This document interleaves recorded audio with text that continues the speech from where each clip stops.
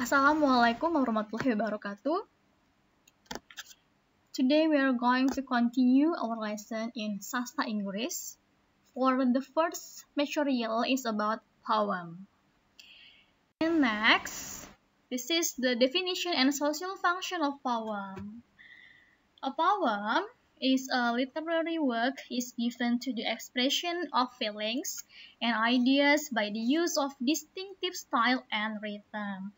Nah, jadi a poem atau puisi ya kalau dalam bahasa Indonesia itu adalah sebuah karya sastra yang di dalamnya ini terdapat ekspresi-ekspresi yang terkait dengan perasaan ataupun ide-ide dari si penulis atau si penyair puisi ya yang menggunakan bahasa-bahasa atau kata-kata yang menarik dan juga berirama.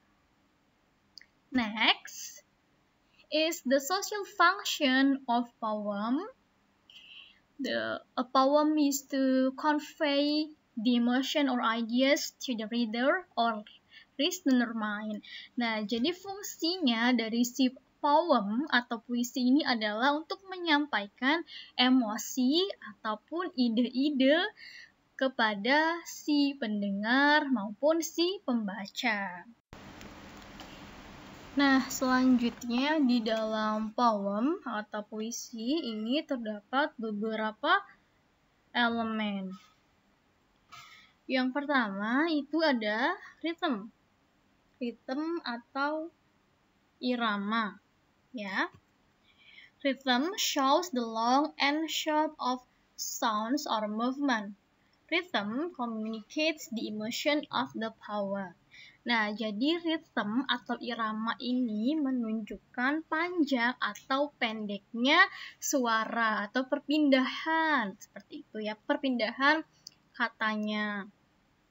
Kemudian selain menunjukkan panjang atau pendeknya suara, biasanya rhythm ini juga fungsinya untuk memberikan penekanan terhadap suatu kata ya yang dianggap penting atau yang dianggap poinnya atau maksudnya dari puisi tersebut agar tersampaikan kepada pendengar.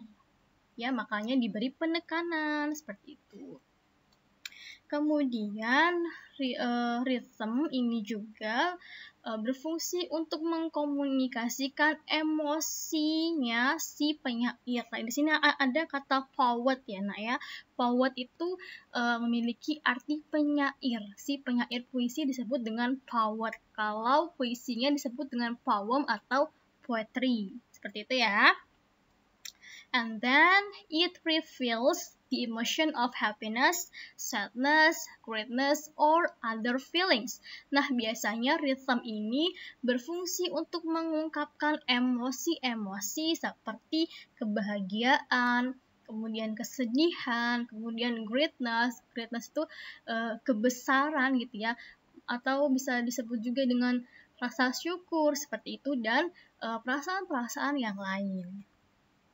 Kemudian elemen yang kedua, sounds or rhymes atau kalau dalam bahasa Indonesia bisa kita sebut dengan sajak.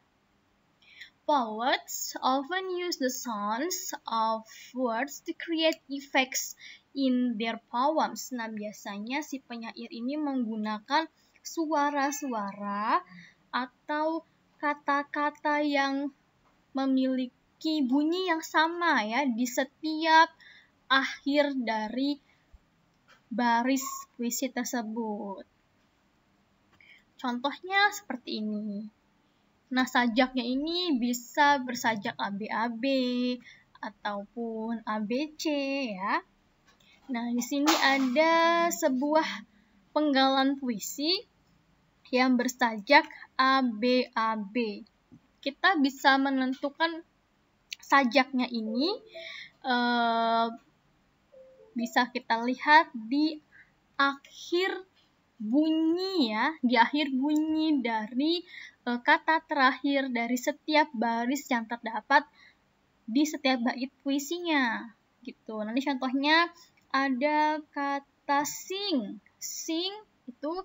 Kemudian yang di baris kedua ada listening. Nah, itu kan sama-sama bunyi terakhirnya adalah eng ya. Maka bisa bersajak a dan a gitu ya. Kemudian kita lihat lagi baris yang ketiga dan juga yang keempat. Nah, di situ ada kata nose dan juga rose. Itu kan bunyinya sama-sama S dan S. Maka bisa kita berikan sajak B dan B. Oke ya, nah kalau dalam bahasa Indonesia kan untuk menentukan sajaknya bisa kita lihat dari huruf terakhir. Ya, huruf terakhirnya. Kalau di dalam bahasa Inggris jangan kita lihat dari hurufnya. Jangan kita lihat dari tulisannya ya, tapi kita lihat atau analisis dari bunyinya. Nah, kan contohnya seperti ini nih. Di sini ada kata nose, kalau secara tulisannya dia huruf terakhirnya S. Kemudian kata rose huruf terakhirnya adalah E. Ya. Tapi kalau dibaca itu sama-sama berakhiran bunyinya S. Gitu, paham ya? Jadi kalau misalkan bahasa Inggris itu kalau untuk menentukan sajaknya jangan dilihat dari huruf terakhirnya, tapi dari bunyi terakhirnya.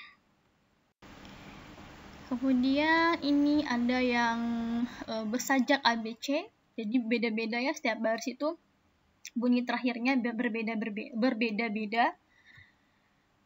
Kemudian elemen yang ketiga ada imagery atau majas. Imagery refers to the sensations that the language creates in the mind. Nah, majas ini seperti dalam bahasa Indonesia itu ungkapan-ungkapan gitu ya.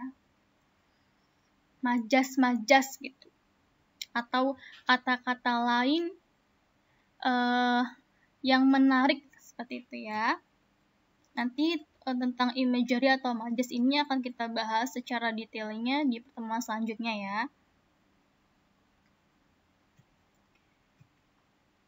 Next, elemen yang keempat ada forms atau bentuk.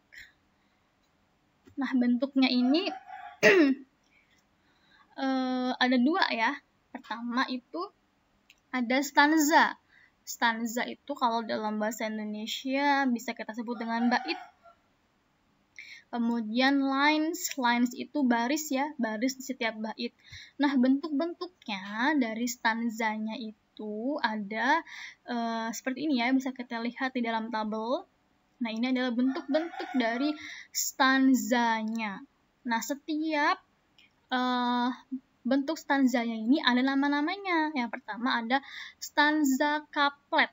Nah, kalau stanza couplet ini di setiap baitnya terdiri dari 2 lines ya, atau 2 baris. Kemudian kalau triplet itu di setiap stanza atau baitnya terdapat 3 lines ya. Kemudian juga ada quatrain, ada quintet, ada sextet, dan octave. Nah, ini contoh dari puisi. Di sini dia, bisa dilihat ya. Ada berapa